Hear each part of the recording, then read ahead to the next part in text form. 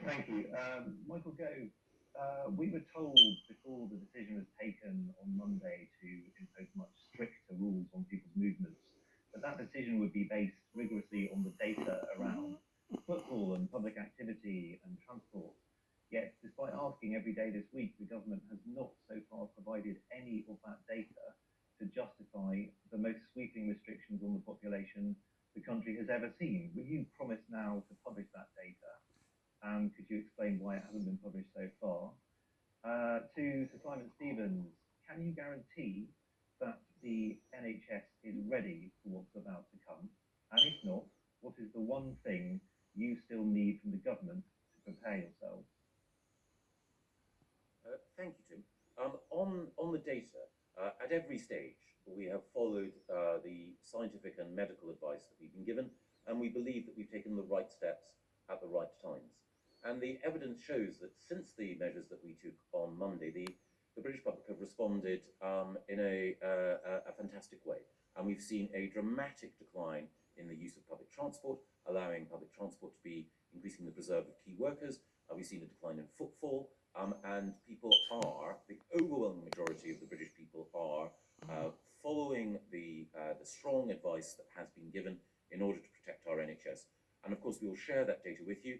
One of the features of today's briefing was the set of numbers that I and Simon shared with you. And of course, we will share figures, share data in a spirit of transparency so that people can see that we are doing everything that we can. But I'll hand over to Simon, first of all, to answer your question on the additional help and support that we can give the NHS. I honestly believe that everybody across the NHS is doing everything that can possibly be done to ensure that we're able to best look after patients who need our care during this coronavirus pandemic. One of the points that I think has been particularly remarkable, actually, over the last several weeks is the way not only the NHS, but all public services have come together. That's true for local councils, that's true for care homes, it's true for the voluntary sector. And across government, we have had the support of the Ministry of Defence, we've had the support of other parts of government helping us prepare in different communities. Because as Michael said a moment ago, we earlier this week wrote to up to 1.5 million people asking them to take special care given their background health conditions. And for them to be able to stay at home in that very self-contained way requires people who can help with shopping, who can help collect medicines from the pharmacy. That's an enormous team effort that the NHS by itself can't do, and we are getting that support.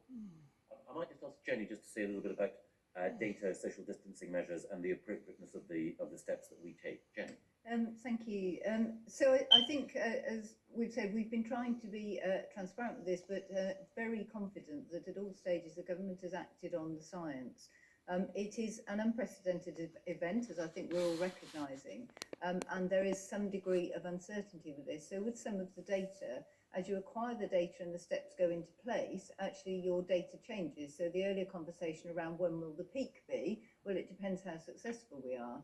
So there is a bit of a moving agenda on some of the data, but absolutely clear that we have acted, we have looked at the modelling, we have taken those interventions in order, which we know will produce the biggest impact, and we have steadily implemented those. And the last one's, of course, in relation to strict social distancing, and particularly the shielding of very, very clinically vulnerable people, is an important step to time appropriately, not because, just least because of the risks of them with coronavirus, but because they have multi-morbidities, they have other problems, and they need a lot of social support.